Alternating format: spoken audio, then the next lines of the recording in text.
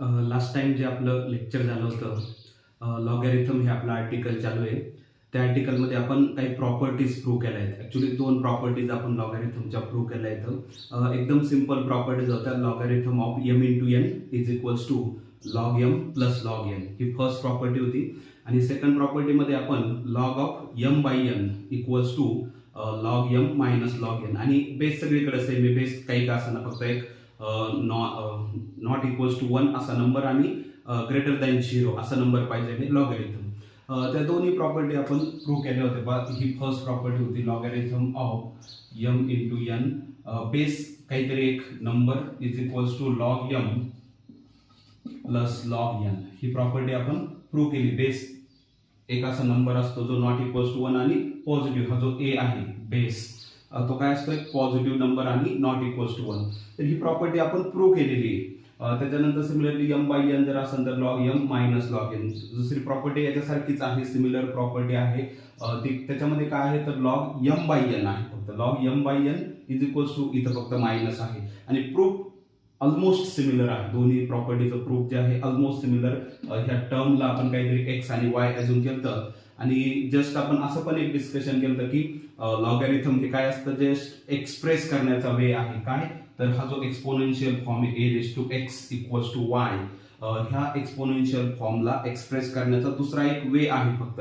त्यामुळे ह्या लॉगॅरिथमचे जे काही प्रूफ्स आहेत, लॉगॅरिथमिक प्रॉपर्टीचे प्रूफ्स आहेत, ते सगळे exponential property, laws of indices ह्याच्या फॉर्ममध्येच प्रूफ आलेले आहेत. ठीक आहे. याचा यूज करून, लॉज ऑफ इंडायसेसचा यूज करून, एक्सपोनेन्शियल फॉर्म मध्ये कन्वर्ट करून ह्या टाइप मध्येच त्याचे सगळे प्रूफ येणार आहेत. कारण ह्याच एक्सपोनेन्शियल फॉर्मला एक्सप्रेस करण्याचा दुसरा एक वे आहे लॉगॅरिथम लिहिण्याचा, तो एक वे आहे फक्त.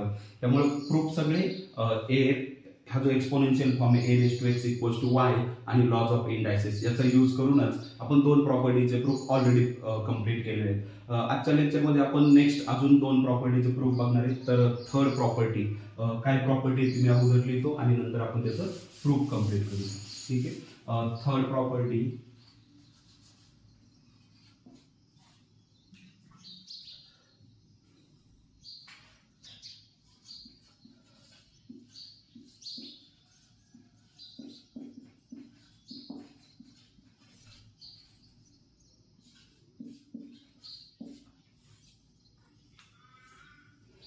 आता थर्ड प्रॉपर्टी मी इथे लिहिली आहे. Logarithm of m raise to n. m आणि त्याचा पॉवर रेज टू n आहे. m raise to n, m चा पॉवर n आहे. तर logarithm of m raise to n base काहीतरी a आहे. आणि बेसवरती आपण रिस्ट्रिक्शन आता प्रत्येक वेळेस बघितलंय का, हे अंडरस्टूड आहे. बेस जो असतो तो पॉझिटिव्ह आणि नॉट इक्वल्स टू 1 असतो. ठीक आहे. बेस जो असतो लॉगॅरिथमचा बेस तो काय असतो, पॉझिटिव्ह, ग्रेटर दॅन 0 आणि नॉट इक्वल्स टू 1 ऑलवेज. तर आता logarithm of m raise to n हा जो लॉगॅरिथम आहे, m रेज टू n चा लॉगॅरिथम तो काय असतो तर n into logarithm of m असा असतो. n इंटू म्हणजे हा जो लॉगॅरिथम मध्ये कशाचा लॉगॅरिथम आहे, m रेज टू n.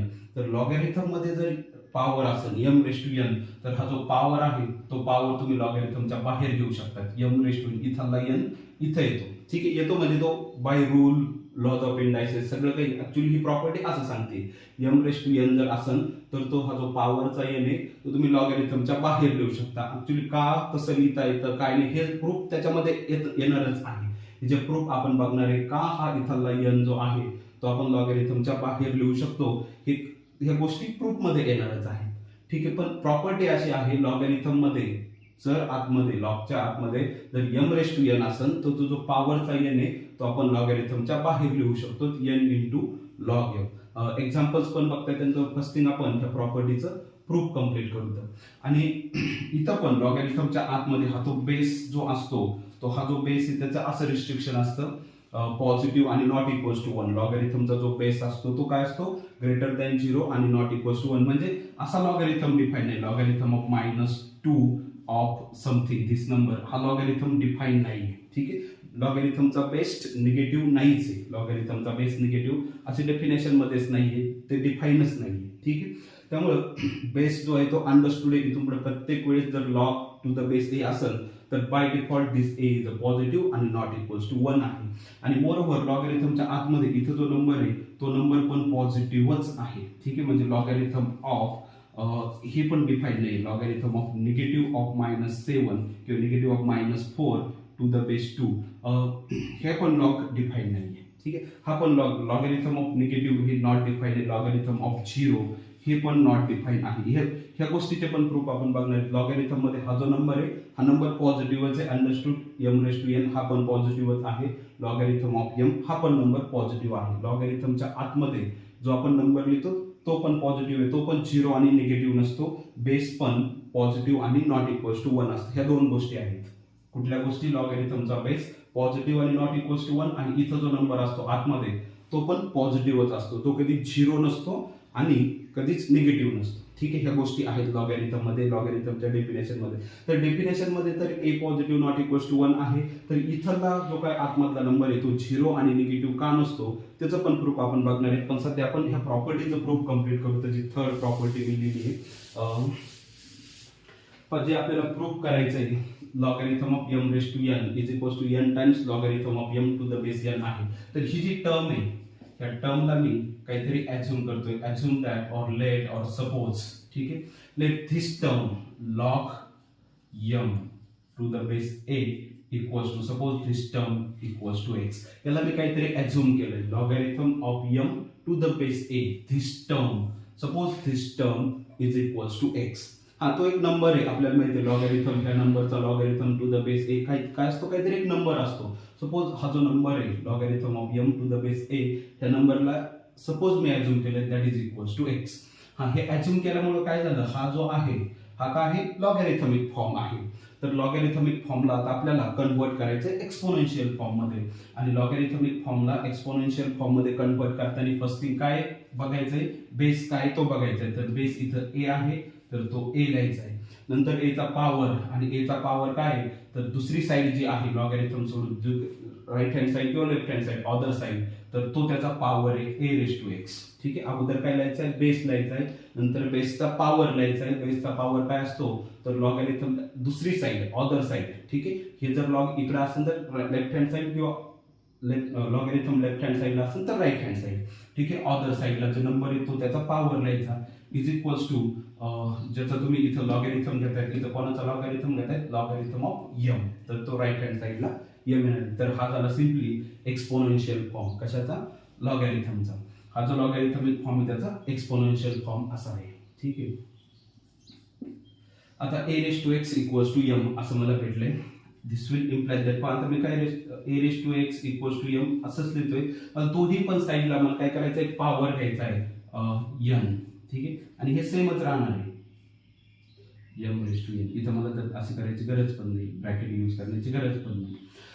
काय केलं आता याच्यामध्ये a⁻x इक्वल्स टू m आहे. तर दोन्ही पण साइडला मी काय केलंय? n केलंय, पॉवर n. ऍक्च्युली जर हे दोन नंबर सेम असतील a⁻x आणि m हे जर दोन नंबर सेम असतील तर त्याचा nth पॉवर सुद्धा सेमच आहे. ठीक आहे, a⁻x इक्वल्स टू m आहे. Therefore a⁻x n equals to m⁻n. काय केलं इथं? दोन्ही पण साइडला nth पॉवर घेतलाय आणि ते ट्रू आहे कारण हे दोन नंबर सेम आहेत म्हणून त्यांचा nth पॉवर सुद्धा सेमच आहे. तुम्ही कोणताही पण पॉवर घ्या तो सेमच येणार आहे. ठीक आहे, दिस विल इम्प्लायज दॅट दोन्ही साइडला पण इथे nth पॉवर घेतलाय. परत एकदा लॉज ऑफ इंडायसेस वापरायचे. अगोदरच आपण डिस्कशन केलं का प्रॉपर्टी हे जे प्रूफ येणार आहे ते कशाचा यूज करून? एक्सपोनेन्शियल फॉर्म आणि लॉज ऑफ इंडायसेस. आता a⁻x आणि त्याचा परत पॉवर आहे. a चा पॉवर x आहे आणि परत ह्या गोष्टीचा पॉवर n आहे. a⁻x आणि याचा होल पॉवर n आहे. a चा पॉवर x आणि परत a⁻x चा पॉवर n आहे. आणि असं जर असेल तर आपण सिम्पली a⁻x into n करतो. ठीक आहे, इज इक्वल्स टू m⁻n. आणि हे कुठला लॉज ऑफ इंडायसेस आहे? तर a⁻m किंवा दुसऱ्या टर्म मध्ये मी b⁻x आणि y असं जर असेल तर b⁻x into y असं लिहू शकतो. ठीक आहे, b⁻x b चा पॉवर x आणि b⁻x चा पॉवर y असं जर असेल तर ह्या पॉवरचे इंडायसेसची पॉवरचे आपण मल्टिप्लिकेशन करून टाकतो b⁻x into y. तर इथं केलं x आणि n चं मल्टिप्लिकेशन. ठीक आहे, आता पहा a⁻xn इक्वल्स टू m⁻n आहे. हा एक एक्सपोनेन्शियल फॉर्म आहे. राईट हँड साईडला m⁻n आहे, काहीतरी तो एक नंबर आहे, m नंबर आहे, n नंबर आहे, m⁻n काहीतरी नंबर आहे, आणि लेफ्ट हँड साईडला a⁻xn a चा काहीतरी पॉवर आहे. तर असं जर असेल एक्सपोनेन्शियल फॉर्म a काहीतरी इज इक्वल्स टू एक नंबर, तर हा आहे एक्सपोनेन्शियल फॉर्म. आणि एक्सपोनेन्शियल फॉर्मला लॉगॅरिथमिक फॉर्म मध्ये करायचं असेल तर ह्या a चा जो पॉवर आहे याला जर मी बेस ऍझ्युम केलं तर x चा जो पॉवर असतो x⁻n, तर ह्या x⁻n ला काय म्हणतात आपण, लॉगॅरिथम म्हणतो. कशाचा लॉगॅरिथम, m⁻n चा logarithm to the base a. एवढंच असतं पहा. हा जे आहे a⁻x equals to y, definition नुसार काय असतं, x is a logarithm of y to the base a. याचाच मिनिंग असतो x is a logarithm of y to the base a. a⁻x equals to y म्हणजे this x is a logarithm of y to the base a. Similarly a⁻xn आहे, याला जर दोन्हीला compare केलं, a⁻xn आहे is equals to y आणि y च्या जागी mn आहे. ठीक आहे, म्हणजे y इक्वल्स टू mn आहे. a तर ऍज युजुअल दिसतंय x इंटू n म्हणजेच x आहे. तर याला कंपेअर केलं तर हा x इंटू n काय असतो, लॉगॅरिथम असतो. x इंटू n काय असतो, लॉगॅरिथम असतो. कोणाचा लॉगॅरिथम असतो, तर राईट हँड साईडला जो नंबर आहे त्याचा म्हणजे m⁻n चा लॉगॅरिथम असतो आणि बेस a असतो. ठीक आहे, तर हा झाला एक्सपोनेन्शियल फॉर्मला लॉगॅरिथमिक फॉर्म मध्ये. दिस विल इम्प्लाइज दॅट. आणि हा जो x आहे जे मला मी ऍझ्युम केलं तर x is equals to logarithm of m to the base a. तर सिम्पली मी त्याला लिहितोय तसं. आता x हा नंबर आहे, n हा नंबर आहे, x इंटू n ला किंवा n इंटू x ला सेमच आहे. तर मी काय करतो, हे x इंटू n ला n इंटू x लिहितोय, n इंटू आणि हे x ची जी व्हॅल्यू आहे तर x ची व्हॅल्यू जी मी सबस्टिट्यूट केली ती काय आहे, log m to the base a.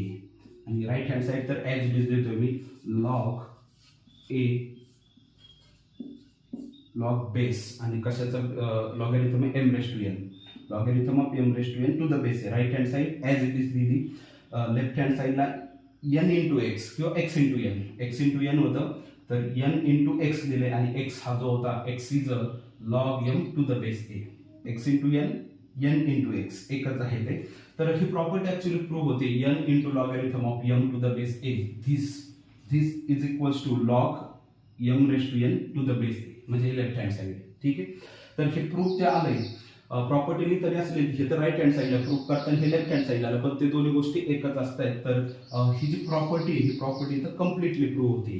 ठीक आहे, log m⁻n to the base a is equals to n into logarithm of m to the base a. तर ही प्रॉपर्टी इथं कम्प्लिटली प्रूफ होते. ह्या प्रॉपर्टीच्या प्रूफकडे जर बघितलं तर सिम्पली काय आहे, लॉगॅरिथमिक फॉर्मला एक्सपोनेन्शियल फॉर्म मध्ये कन्वर्ट केलं. एक्सपोनेन्शियल फॉर्म मध्ये जे लॉज ऑफ इंडायसेस आहेत ते यूज केले आणि परत एक्सपोनेन्शियल फॉर्मला लॉगॅरिथमिक फॉर्म मध्ये लिहिले, लगेच प्रॉपर्टी प्रूफ होती.